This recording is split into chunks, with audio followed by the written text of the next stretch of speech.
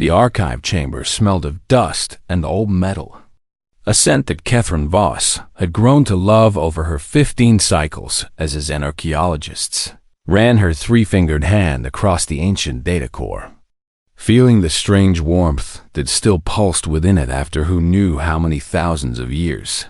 This cannot be real, her assistant Mektos whispered, his eye stalks trembling with either excitement or fear. Catherine could never quite tell which. The symbols on the core were unlike anything in the Concordat's vast linguistic database.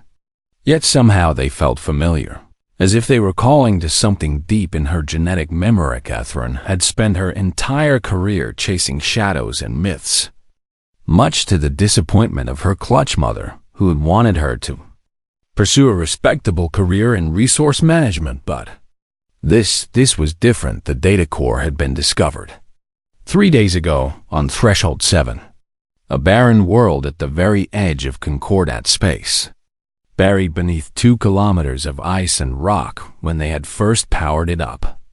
The holographic display had shown something that made Catherine's respiratory sacs flutter. A bipedal creature standing upright, with only 2 arms, 2 legs, and a head that sat directly on its shoulders without any sensible support. Structure: human, the data core had labeled. The image in a language that the translation matrix had taken 6 hours to decode. Humans, the species that every child in the Concordat learned about in their cautionary tales. The monsters from the dark that would come if you didn't follow the Harmony protocols, except most scholars agreed that humans had never existed at all. That they were just stories made up by the founders to scare younger species into cooperation. We have to show this to the council, Catherine said. Carefully disconnecting the data core from its ancient power source, Mektos made a chittering sound that indicated disagreement. They will laugh at us, he said. High Arbiter Zix has published 14 papers explaining why humans are nothing but corrupted data and religious fantasy. Catherine knew he was right, but she also knew that she had no choice. The data core contained more than just images. It held star charts, technical specifications for vessels that could cross the galaxy in mere cycles instead of generations, and most disturbing of all, weapons designs that made the Concordat's most advanced warships look like children's toys.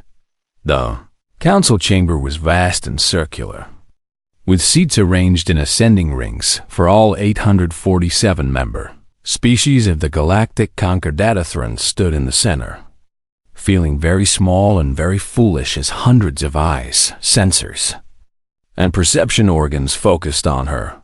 You claim to have found evidence of humans?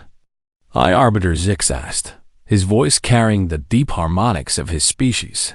The massive Threxian leader lounged in his seat, all 6 of his arms folded in a gesture of extreme skepticism. Yes. High Arbiter, Catherine replied, holding up the data core. This device is authentic. Our dating methods place it at least 40,000 cycles old, possibly older. And what does this evidence show? Commander Thela asked from her position in the security ring. The Vrelian commander was known for her paranoia, which had served the Concordat well during the border war. Catherine activated the holographic display, and the image of a human appeared above the council floor, tall, bipedal, with strange hair growing from its head and skin that seemed impossibly smooth and vulnerable. Several council members made sounds of disgust or disbelief. As you can see, Catherine continued, trying to keep her voice steady, the being matches all the descriptions from the ancient text. 2 arms, 2 legs, forward-facing eyes indicating a predator species. And enough, High Arbiter Zix interrupted. This is clearly a hoax or corrupted data. The data is not corrupted, Catherine insisted. I have cross-referenced it with 17 different researcher Voss. The High Arbiter's voice grew cold. You are wasting this council's time with fairy tales. The coordinates are here, Catherine said desperately, projecting the star charts. The human homeworld, They called it Terra or Earth. The location is marked. It's in a region we call the Dead Zone that caused a stir among the council members. The Dead Zone was a vast region of space that all Concordat vessels avoided, not because of any official prohibition, but because every ship that had ventured there in the last 10,000 cycles had vanished without a trace. The Dead Zone is called such for a reason, Commander Thiela said. Leaning forward, what if the humans, assuming they ever existed, placed defense systems there? What if they are the reason ships disappear? Ridiculous, scoffed Arbiter Zix. You are both feeding into paranoid delusions. High Arbiter, I request permission to mount an expedition. Catherine began. Request denied. Zix cut her off. This council will not waste resources chasing myths. The other council members murmured their agreement. Catherine felt her hopes crumbling. But then something happened that would change everything. A junior technician rushed into the chamber. A breach of protocol so severe that it could only mean something catastrophic had occurred. High Arbiter. The technician gasped. Long-range sensors have detected massive energy signatures at the edge of the Dead Zone. What kind of energy signatures? Commander Thiela demanded, already on her feet. Unknown. The technician replied. The readings are unlike anything in our database. The power output is it's impossible. Nothing could generate that much energy without tearing itself apart. How many signatures? Catherine asked, her heart's pounding. 300, the technician said. 300 massive objects, all moving in perfect formation, all heading directly toward Concordat space. The council chamber erupted in chaos. Species shouted in dozens of languages. Alarms began to sound, and Catherine stood frozen in the center of it all. Still holding the data core, she looked at the holographic human, at its strange forward-facing eyes that marked it as a hunter, at the slight curve of its mouth that might have been a smile or might have been something else entirely. They're real, she whispered. The humans are real, and they're coming. Commander Thiela was already barking orders, mobilizing the defense fleets, while High Arbiter Zix sat in stunned silence. Ekran carefully deactivated the hologram and clutched the data core to her chest. In the ancient human texts she had studied, there was a phrase that kept appearing, one that had puzzled her for cycles. Speak softly and carry a big stick. Now, as 300 unknown vessels approached from the realm of myths and nightmares, Catherine wondered what kind of stick humanity had been building in the darkness for the last 40,000 years. Whatever was coming, the galaxy was about to learn that some myths were real and some myths were warnings. The human fleet hung in space like predators waiting to strike. Each vessel was enormous, easily 3 times the size of a Concordat. Dreadnought, and their design was unlike anything the galaxy had seen where Concordat. Ships were round and organic, built for harmony with space itself. Human vessels were angular and sharp, all aggressive lines, and barely contained. Power Admiral Sarah Chun stood on the bridge of the UN's Indomitable, looking at the display showing dozens of alien vessels, keeping a cautious distance from her fleet. They're scared, her first officer, Commander Marcus Rivera, observed. Good, Sarah replied. Fear will keep them from doing anything stupid, while we figure out if they're worth talking to. 2,000 years, that's how long humanity had been watching the Galactic Concordat from the shadows, studying them, learning their languages, observing their conflicts and their peace. The decision to finally make contact had not been made lightly.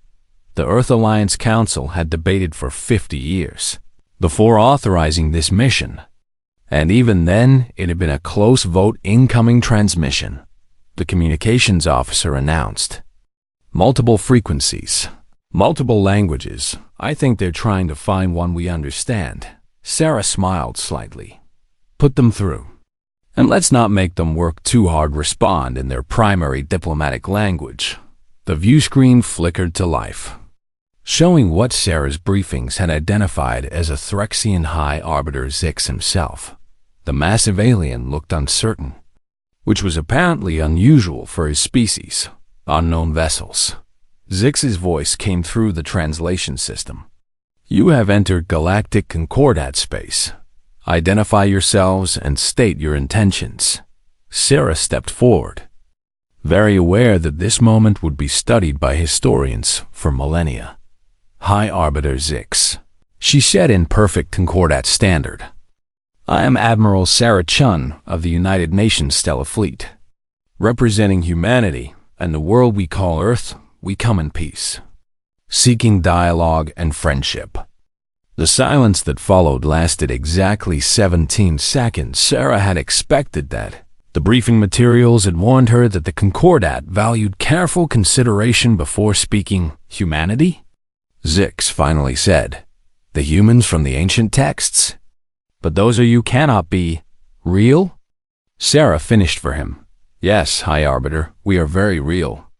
And we have been waiting a long time to meet you. The diplomatic exchange station was neutral ground, built hastily in the space between the human fleet and Concordat territory. Kran had been invited to the first official meeting, presumably because she was the only Concordat citizen who had actually believed humans might exist. Now she stood in a room with 50 other delegates, waiting for the humans to arrive. They will be giants, whispered Ambassador Trull, a Pequenian whose species barely reached a meter in height. The ancient text described them as enormous. The text described them as many things, Catherine replied, trying to calm her own nerves. We should wait and see. The door opened, and the humans entered. They were ordinarier than some species, shorter than others, moving with a fluid grace that suggested their homeworld had substantial gravity. Admiral Chun led the group, and Catherine found herself staring at the human's face, trying to reconcile the myth with the reality. Thank you for agreeing to meet with us, Chun said, her voice warm but carrying an undertone of steel. We know our arrival has been unsettling. You have been watching us, High Arbiter Zix stated. For how long? 2,000 years, Chun admitted. We achieved faster than light travel and found your civilization already established. We made the decision to observe rather than interfere. Why? Commander Thala demanded. Why hide? Why wait? Chun's expression grew somber. Because we needed to know if the galaxy was safe, she said. And we needed to know if we were ready, she gestured. And one of her officers activated a holographic display. Humanity nearly destroyed itself, Chun continued. We developed advanced technology before we developed the wisdom to use it responsibly. We fought wars that killed billions, created weapons that could crack planets, and came within years of rendering our own world uninhabitable. The Concordat delegates shifted uncomfortably. We chose isolation, Chun explained. We spent 2 millennia learning to be better than our worst impulses, and we watched you to see if you would make the same mistakes. And, Zix asked, you have your problems, Chun said diplomatically. But you've built something remarkable here. 847 species working together. Mostly peacefully, it gives us hope. The cultural exchange began the next day. Humans brought gifts, medical technology that could regenerate lost limbs, energy systems that produce no waste, and agricultural techniques that could feed billions in return. They asked for very little: permission to establish an embassy, access to Concordat markets, and most importantly, the chance to prove themselves worthy of trust. Catherine volunteered to host a group of human scientists on her research vessel Dr. James Park was a lanky human with dark hair and an infectious enthusiasm for xenorchaeology. Your species kept our records, he said excitedly, examining the data core Catherine had found. You preserved our history when we thought it was lost forever.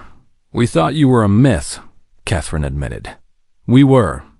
In a way, James replied. We became legends to ourselves, to the stories of old Earth, of the time before the Exodus. They're almost mythological to modern humans. They work together for days, decoding the data core's contents. And Catherine found herself growing fond of the strange human and his endless questions. But not everyone shared her enthusiasm. Anti-human protests began erupting across Concordat space. "They are predators," the protesters chanted. "They admit they nearly destroyed themselves. What will they do to us?" The breaking point came during a demonstration of human physical capabilities. Admiral Chun had agreed to let human Marines perform training exercises, thinking it would show the Concordat that humans were disciplined and professional instead. It terrified them. The Concordat delegates watched in horror as humans in combat armor moved with impossible speed, lifted objects that should have required mechanical assistance, and engaged in hand-to-hand combat that would have killed most Concordat species. "This is what you call training?" Commander Thala asked, her voice tight with barely controlled fear. One human Marine, responding to what he thought was a friendly challenge, had accidentally broken 3 bones in a Quellan delegate's manipulator appendage during a gentle handshake. "I barely squeezed," the Marine said. Mortified, "I swear I was being careful." The damage was done within hours. Footage of the incident spread across the Concordat networks, edited and enhanced to make humans look like unstoppable monsters, predators in our midst. The headline screamed, "One human can kill 10 Concordat citizens with bare hands." Sarah Chun watched the news feeds and felt a familiar frustration. "We've seen this before," she told Marcus. "Fear of the other, propaganda, the slide toward conflict. What do we do?" Marcus asked. "We be patient," Sarah replied. "We prove them wrong by our actions, not our words." But patience became harder 3 days later when the distress call came. "This is Colony Vesa." The panicked voice crackled over the emergency channels. "We are under attack by the Vrak swarm. They've breached our orbital defenses. Please, anyone. We have civilians. We have children." The transmission cut off in static. Commander Thala checked her tactical displays. "Our nearest fleet is 3 weeks away at maximum burn," she said grimly. "The colony won't last 3 days." The council chamber fell silent. Kithron looked at the display showing Colony Vesa 7 million inhabitants, mostly Arquillian like herself, along with dozens of other species. 7 million people about to die because the Concordat fleet was too slow and too far away. "We can help." Admiral Chun's voice cut through the silence. She had appeared on the communication screen, her expression determined. "My fleet can reach Colony Vesa in 6 hours," she said. "Give us permission, and we'll save your people." High Arbiter Zix hesitated, and Catherine could see the political calculation in his eyes. If humans saved the colony, they would prove their value, but they would also prove their power if humans failed. The Concordat would lose 7 million citizens, but could blame the newcomers. "Admiral Chun," Zix said slowly, "the Council has not yet decided whether to trust you." "Then decide quickly," Chun interrupted. "Because every second you waste is a life lost." The vote was split almost evenly in the end. Zix refused to grant permission. "We cannot allow an unknown military force to operate in Concordat space," he declared. "It sets a dangerous precedent." Sarah Chum listened to the decision, and then she smiled a smile that reminded everyone watching that humans were, at their core, predators. "High Arbiter," she said quietly, "I wasn't asking for permission." The human fleet broke formation and accelerated toward Colony Vesa at speeds that should have torn the ships apart. "Wait," Catherine shouted. "I'm coming with you. Someone from the Concordat should witness this." Admiral Chun nodded. "Get to the docking bay," she said. "And researcher Voss? Hold on tight. You're about to learn what humans do when someone needs help."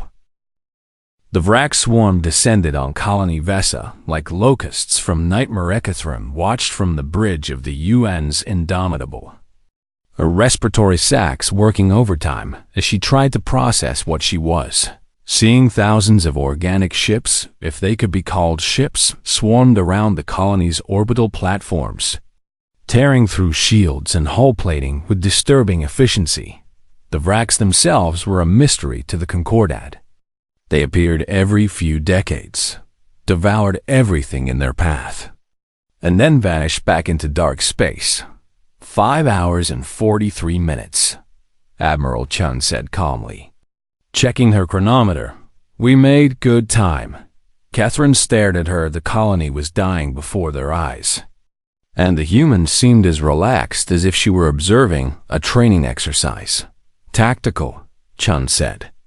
"Deploy assault groups Alpha through Echo. I want those orbital platforms clear in 20 minutes. Weapons free?" The tactical officer asked. "Weapons free," Chun confirmed. "But watch your fields of fire. I don't want any colonist casualties from friendly fire." What happened next would become legendary across the Concordat. The human fleet split into precise formations, each ship moving with a grace that belied their massive-sized dropships launched from the main vessels. And Catherine watched in fascination as human marines empowered armor descended toward the colony's surface. "They're going down there?" she gasped. "Into that chaos?" "That's where the people are," Marcus Rivara replied matter-of-factly. "Can't save them from up here." The wrack ships swarmed to meet the human vessels, expecting the same slow, defensive tactics the Concordat employed. Instead, the humans attacked energy weapons that made Concordat plasma cannons look like toys carved through wrack's bioships, while human point defense systems tracked and destroyed the smaller attackers with brutal efficiencies. But it was on the ground where Catherine truly understood what humans were capable of. The colonists had fortified themselves in emergency shelters, surrounded by wrack's warriors, 3-meter tall, horrors with blade-like appendages and armor that could shrug off most small arms fire human. Marines hit the ground running. They moved in small teams, communicating in rapid bursts of encrypted data, covering each other with a precision that spoke of countless hours of training. A wrack's warrior lunged at a Marine, its blade arms moving faster than Catherine's eyes could track. The Marine dodged, twisted, and put 3 rounds into the creature's sensory cluster before it hit the ground. "Contact. Northeast quadrant." A voice crackled over the open channel. "Dozen wracks surrounding Shelter 7, civilians inside." "Echo 3 responding," came the reply. 30 seconds. Catherine watched the tactical display as 3 human Marines engaged 12 wrack's warriors. The battle lasted 14 seconds. "Shelter 7 secured," the Marine reported.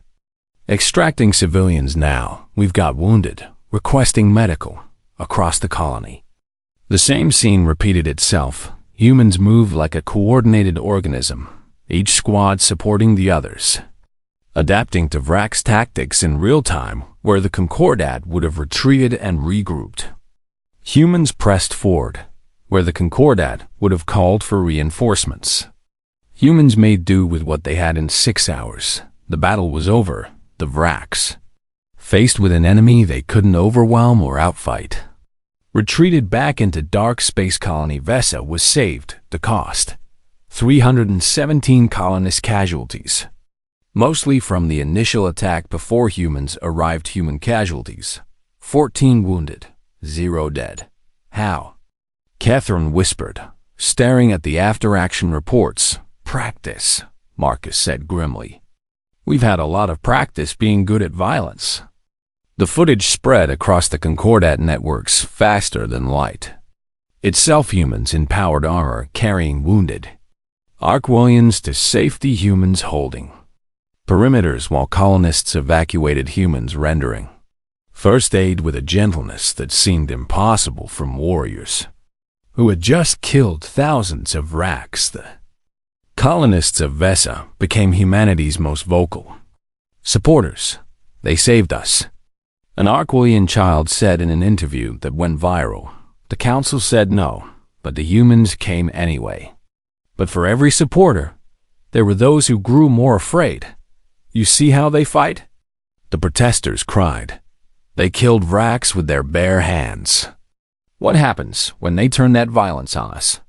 The Purity Council, a shadowy organization that had existed on the fringes of Concordat politics for centuries, saw their opportunity. They had always advocated for species purity, for isolation and separation, and the arrival of humanity gave them a perfect enemy. Catherine first heard about them from Commander Thela. Someone is spreading misinformation, Thela said, showing Catherine heavily edited footage that made humans look like bloodthirsty monsters. They're taking combat footage out of context, adding fake audio, claiming humans bragged about the kills. Who would do this? Catherine asked. Someone who wants to start a war. Thela replied. The Purity Council began their campaign carefully. First, they seeded doubts.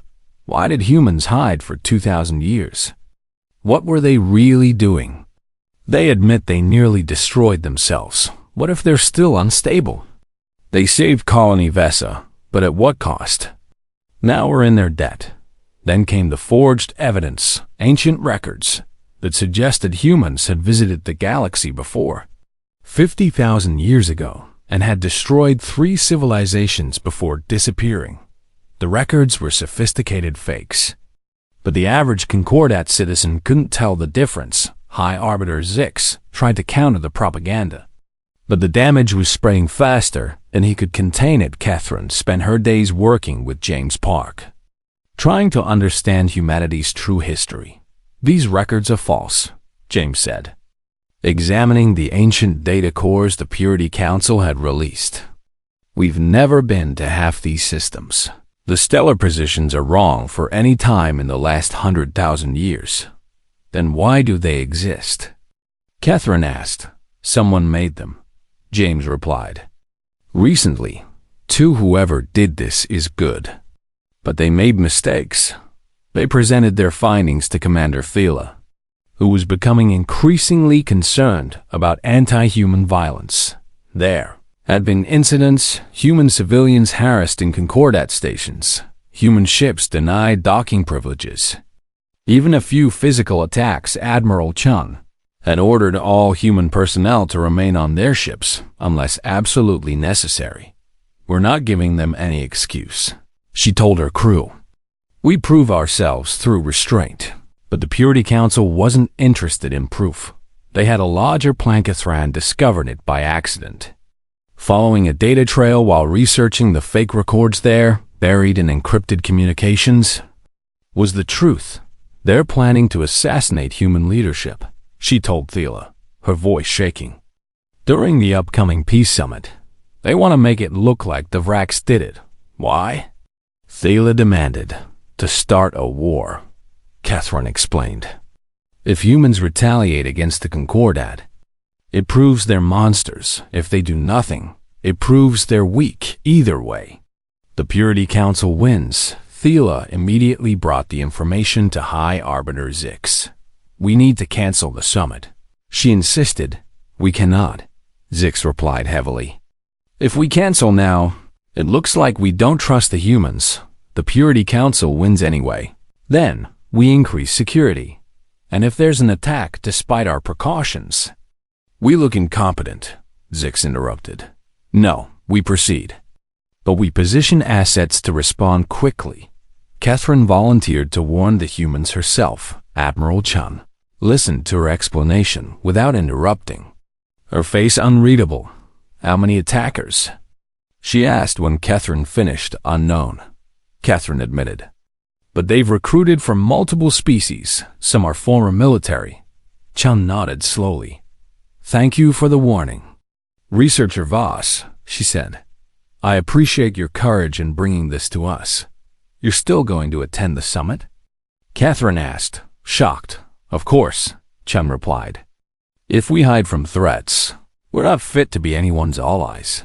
The summit was scheduled for the next day. Catherine spent the night unable to sleep, running scenarios in her mind. None of them ended well. The summit station was beautiful, a symbol of Concordat unity floating in neutral space. Representatives from dozens of species gathered in the main hall, with humans forming a small group near the center. Admiral Chun spoke about cooperation and mutual benefit. Marcus Rivera discussed trade agreements. Dr. James Park presented scientific exchange programs. Everything was proceeding smoothly until the lights went out. Emergency lighting flickered on, casting the hall in red shadows. Then the shooting star Techatron dropped to the floor as energy weapons fire tore through the space above her. She could hear screaming, could see delegates running for cover. The attackers had disguised themselves as station security, which explained how they'd gotten weapons inside. "Get the humans!" Someone shouted in Concordat standard. Catherine looked toward where the human delegation had been standing. Admiral Chun was down, clutching her side where an energy bolt had caught her. Marcus Rivera was trying to shield her with his body. 3 attackers were closing in, weapons raised, and then human Marines, who had been posing as unarmed delegates, moved. They were faster than any Concordat species could track. One Marine disarmed an attacker with a move that broke the alien's manipulator appendage. Another tackled 2 attackers simultaneously, driving them to the ground. They third reached Admiral Chung, scooping her up and sprinting toward cover. The entire engagement lasted perhaps 20 seconds. When it was over, all 12 attackers were subdued, alive and restrained, but Marcus Rivera was lying on the floor, 3 smoking holes in his chest, and he wasn't moving. The investigation took 3 days. Commander Thala personally interrogated each of the captured attackers, and the truth emerged like poison from a wound. The Purity Council had orchestrated everything: the propaganda, the false records, the assassination attempt. Their plan had been simple: kill enough humans to provoke a violent response, then use that response to unite the Concordat against the human threat. "Except we didn't respond the way you expected," Admiral Chun said, addressing the Concordat Council from her hospital bed. Her wound was healing thanks to human medical technology that the doctors called disturbingly efficient. "You thought we would lash out," Chun continued, her voice still weak but steady. "You thought we would be monsters instead. We captured your assassins alive so they could face justice."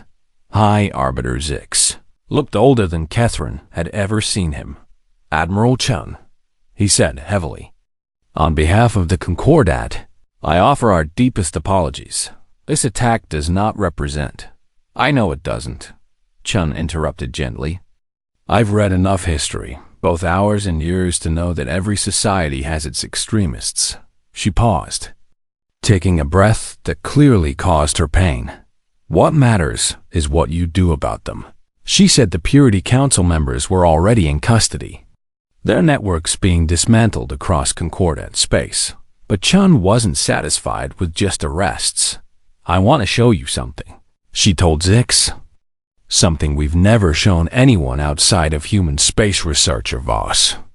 Dr. Park, I'd like you both to come as well." 3 days later, Catherine found herself aboard a human ship, heading toward the dead zone. James Park sat beside her, looking nervous. "We're going to Earth," he said quietly. "Humanity's homeworld.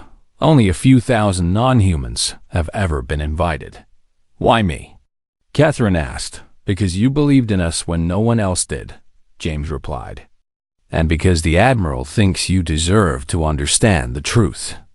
The journey took a week at Human FTL speeds that still made Concordat scientists question the laws of physics. When they finally dropped out of faster-than-light travel, Catherine gasped. Earth hung before them, a blue and green jewel against the black of space. "It's beautiful," she whispered. "It's home," Admiral Chun said, having left her sickbed to make this journey. "And it's the reason we understand restraint." They descended to the surface, to a city that seemed to grow organically from the landscape around it. Millions of humans lived here, yet the air was clean, the water crystal clear, and green spaces outnumbered buildings. "This is New Geneva," Chun explained. "Our capital, not the largest city, but the most symbolic." She led them to a massive building at the city's heart. Inside, was a museum unlike any Catherine had ever seen. The Museum of Human Mistakes, James said, reading the inscription above the entrance. We built this 2,000 years ago. When we decided to hide from the galaxy, the exhibits were haunting holographic. Displays showed Earth during its darkest days, cities burning, oceans choked with pollution, millions dying in wars over resources and ideology. This is what we were, Chen said quietly. This is what we almost became permanently. They walked through rooms dedicated to different human atrocities, the nuclear wars that had nearly ended civilization, the climate catastrophes that had rendered entire continents uninhabitable, the genocides carried out in the name of religion, nationalism, and racial purity. Why show us this?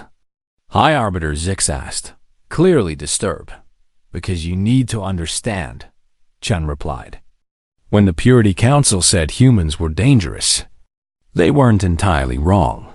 She stopped in front of a display showing a weapon, a planet killer, capable of cracking worlds like eggs. We built these, she said. Hundreds of them. We pointed them at each other and came within minutes of using them. But you didn't. Catherine said, no. Chen agreed. At the last moment, we chose differently. We chose to step back from the brink, to dismantle our doomsday weapons, to remake our civilization.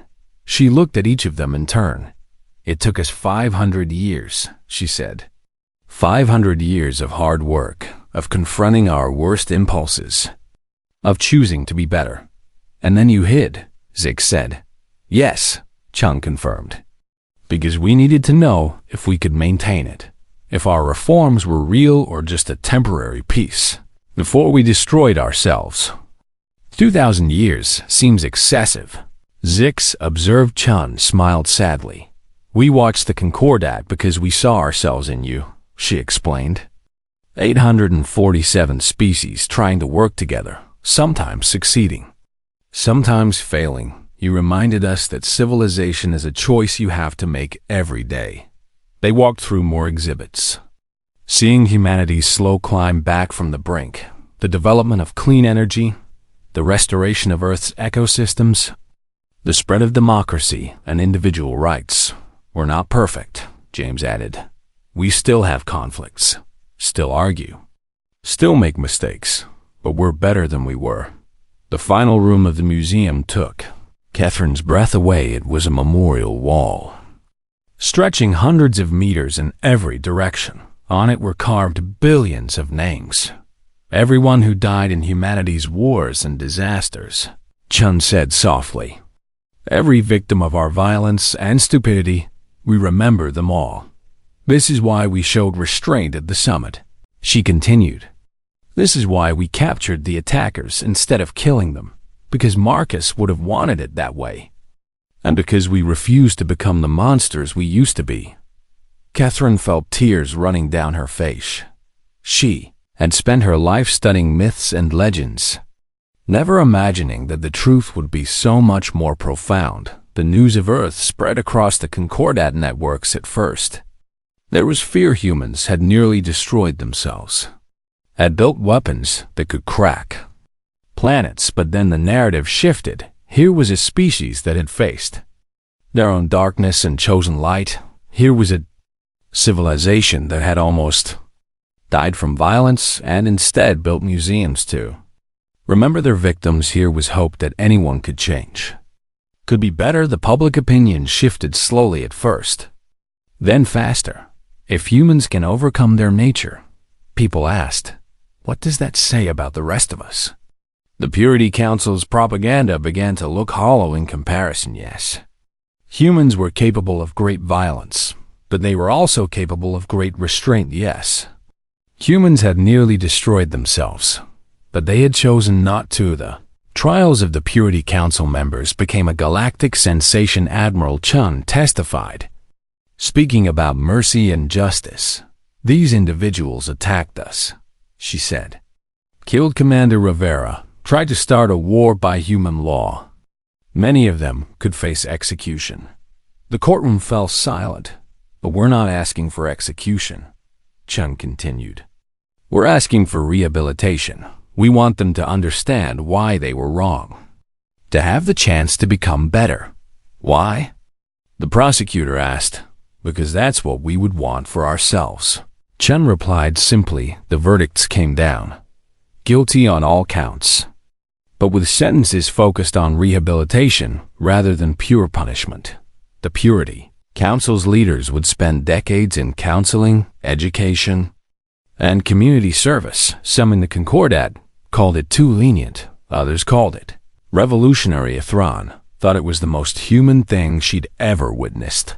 3 weeks after the summit attack, the alert Camelong range sensors detected a massive Vrax fleet assembling at the edge of Concordat space. This wasn't a raid. This was an invasion. Hundreds of thousands of bioships. Enough to overwhelm a dozen Concordat worlds simultaneously. They're targeting the Rimward colonies, Commander Thala said grimly. Population centers mostly, if they break through. We could lose billions. The Concordat military scrambled to respond. But everyone knew it wouldn't be enough. The Vrax had numbers and ferocity. The Concordat had organization and technology. But they had always fought defensively. This time, defense wouldn't be enough. High Arbiter Zix called an emergency session of the Council. Admiral Chun appeared on the communication screen. Having recovered enough to return to active duty, we're aware of the Vrax threat, she said before Zix could speak. And we're prepared to help. Help how? Zix asked.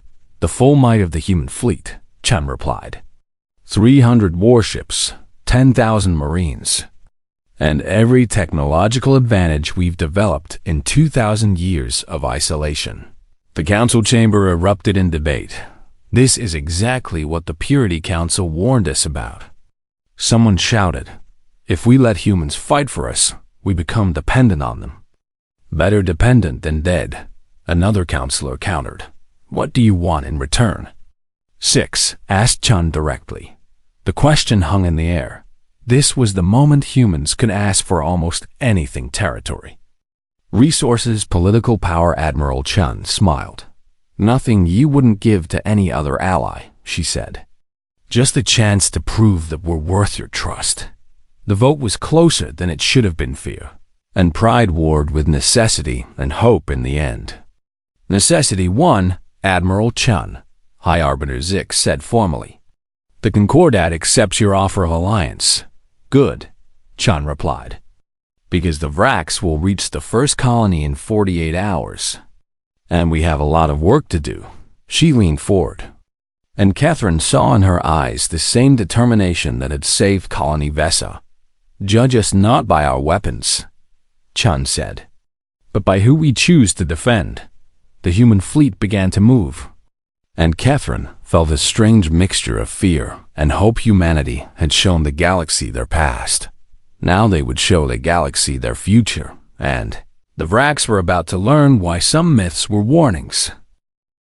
The Battle of Threshold's Edge would be remembered as the moment the galaxy changed. For Iverkarin stood on the bridge of her research vessel, now hastily converted into a command and control platform. Around her, hundreds of ships from dozens of Concordat species formed defensive positions around the 3 most threatened colony worlds, and at the center of it all, the human fleet waited. There early, Commander Thala observed. Checking the tactical displays, the Vrax Armada had arrived 6 hours ahead of schedule. A roiling mass of bioships that blotted out the stars. Numbers? High Arbiter Zix asked from his command ship. 340,000 individual vessels, Thala replied. A voice carefully controlled. We're outnumbered 40-1. The Concordat fleet numbered 8,000 ships. The largest military force ever assembled in their history. It wouldn't be enough. Everyone knew it. Admiral Chun, Zix said. Opening a channel to the human flagship. Perhaps retreat. Respectfully. High Arbiter, no, Chun interrupted. We hold the line here. Or we lose everything. The Vrax didn't wait for pleasantries. They attacked in a wave that seemed to devour space itself. Concordat ships opened fire, their plasma weapons and missile salvos tearing into the Vrax bioships for every Vrax vessel destroyed. 3 more surged forward. "We can't sustain this," a Quellan captain shouted over the tactical network. "Hold your positions." Chen's voice cut through the panic. "Concordat forces, pull back the secondary defensive line, human fleet. With me." What happened next would be analyzed by military strategists for generations. The human ships didn't retreat, they advanced. 300 vessels drove straight into the heart of the Vrax swarm like a spear there. Weapons, fusion lances, gravitic disruptors, and devices that made space itself seem to fold and tear-carve through the Vrax with devastating efficiency. But it was their tactics that truly amazed, where Concordat doctrine emphasized holding positions and trading fire. Humans moved. They flowed through the battle space like water, each ship supporting the others, creating kill zones and then abandoning them before the Vrax could adapt. "They're teaching us," Catherine realized. Watching the tactical display, Admiral Chun's fleet wasn't just fighting. They were demonstrating all Concordat vessels. Chun's voice came over the open channel. "Observe and adapt. Don't hold static positions. Move with purpose. Support your neighbors."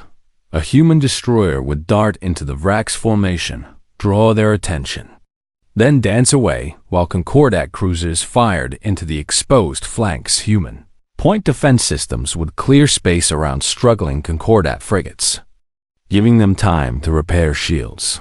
It was a dance of violence and protection, and slowly, impossibly, the Concordat forces began to learn. Catherine found herself commanding 3 Arquillian corvettes, using human tactics to harass Vrax flanks. "Don't think like prey," she told her captains, channeling every conversation she'd had with James Park. "Think like hunters. We choose where to fight, not them." The battle raged for 18 hours. Ships died. Both Concordat and Human. Catherine watched as a Pequanian frigate took a fatal hit, its crew of 400 lost in an instant. She watched as a human destroyer rammed a Vrax Biotitan to save a colony transport full of civilians, the crew singing their national anthem as they died. She watched species that had been strangers weeks ago now fighting side by side, dying for each other, protecting each other. "The Vrax are pulling back," Commander Thala shouted. It was true for the first time in recorded history. The Vrax swarm was retreating, not because they were defeated. They still had numbers, but because they had encountered something they couldn't overwhelm through sheer mass. They had encountered coordination, adaptation, and most importantly, courage. "Pursuit?" a eager captain asked. "Negative," Admiral Chun ordered immediately. "Let them go. We've made our point." The casualty reports came in slowly. Concordat losses: 1,417 vessels destroyed, 6,000 more damaged casualties, 230,000 dead human losses, 41 ships destroyed, 93 damaged casualties, 18,000 dead. Numbers were staggering, but they could have been so much worse. "Without the humans," High Arbiter Zik said quietly, looking at the projections of what would have happened without human intervention, "we would have lost everything. The colonies were safe battered." But safe Admiral Chun addressed the combined fleet from her flagship, and her image was broadcast across every Concordat world. "Today, we fought together," she said, and Catherine could see the exhaustion in her face. "We bled together. We died together." She paused, and when she spoke again, her voice was thick with emotion. "I want to tell you about Commander Marcus Rivera," she continued. "He was my friend, my colleague, and he believed in this moment. He believed that different species could stand together against darkness." Chun gestured to the viewport behind her, showing the wreckage of the battlefield. 18,000 humans died today, she said, defending worlds they'd never visited, protecting people they'd never met. They did it because that's what allies do. But we also lost 230,000 Concordat personnel, she continued. And they died defending not just their own worlds, but the idea that we're stronger together. The camera panned to show human and Concordat crews working side by side in the aftermath, rescuing survivors, repairing ships. So judge us now, Chun said. Not by our weapons or our myths, but by this. When your people needed help, we came. When we needed you to stand with us, you did. The broadcast ended. But the message spread across the galaxy. The formal integration of humanity into the Galactic Concordat took 6 months of negotiations. It wasn't smooth. There were arguments about voting rights, territory disputes, technology sharing, but something fundamental had changed. The species of the Concordat had seen humans at their best and their worst. They had learned that humans could be dangerous, but chose not to be. They had learned that humans could be violent, but only in defense of others. Most importantly, they had learned that humans were just as flawed and just as noble as anyone else. Keithran was nominated to become High Arbiter. When Zix retired, she accepted on the condition that Admiral Chun serve as her military advisor. I don't know much about politics, Chun protested. Neither do I, Catherine admitted. But I know about bridging differences, and I know that I trust you. The memorial service for all those who died in the Battle of Threshold's Edge was held on Earth. Representatives from every Concordat species attended. They built a monument of crystal and metal, listing every name, human and alien alike. We were once myths to each other, Catherine said in her dedication speech. Humanity was a legend to us, something impossible and distant. She looked at the assembled crowd, seeing the faces of 100 different species. Now we are family, she continued. Family that argues, that disagrees, that sometimes drives each other crazy, but family that stands together when it matters. The monument's inscription was simple, proposed by Dr. James Park and approved unanimously. Here are remembered all who died defending the innocent. May their sacrifice remind us that we are stronger together than we ever could be apart. 5 years later, humanity's presence in the Concordat was routine. Human technology had been shared freely, advancing medical science, energy production, and space travel across the galaxy. In return, humans had learned from Concordat species philosophical insights, artistic traditions, biological sciences that humans had never imagined. The Purity Council members, those who survived rehabilitation, became some of the strongest advocates for unity. I was wrong, one former member said in a documentary that became required viewing in Concordat schools. I was afraid of what I didn't understand, and that fear made me monstrous. James Park and Catherine published their collaborative xenoarchaeological studies. Rewriting the history of the galaxy, they discovered that the ancient records the Purity Council had forged weren't entirely made up. Humans had visited the galaxy before, nearly 55,000 years ago, but they hadn't been conquerors. They had been explorers, peaceful and curious, who had left gifts of knowledge before returning to Earth to mature as a species. We keep coming back, James joked. Apparently we can't stay away. Admiral Chun retired from active military service, but remained as an advisor to the Concordat Defense Forces. Her reforms emphasizing adaptability, combined arms tactics, and protection of civilians became standard doctrine. She spent her later years teaching at the Concordat Military Academy, training the next generation of defenders. Remember, she would tell her students, both human and alien, the purpose of strength is to protect the weak. The moment you forget that, you become the thing you're supposed to defend against. The real surprise came when long-range sensors detected another isolated human fleet emerging from a different region of unexplored space. It turned out humanity had sent out dozens of colony fleets over the centuries, and many had developed independently. Some were more advanced than Earth, others less so, but all of them had received the same message. The galaxy had proven itself worthy of trust, one by one. Human civilizations began making contact with the Concordat. Each brought their own cultures, technologies, and perspectives. The galaxy was growing larger, more diverse, more complicated, but also more interesting. Catherine stood in her office as High Arbiter, looking at the star chart showing humanity's various settlements. How many more are out there? She asked James, who had become her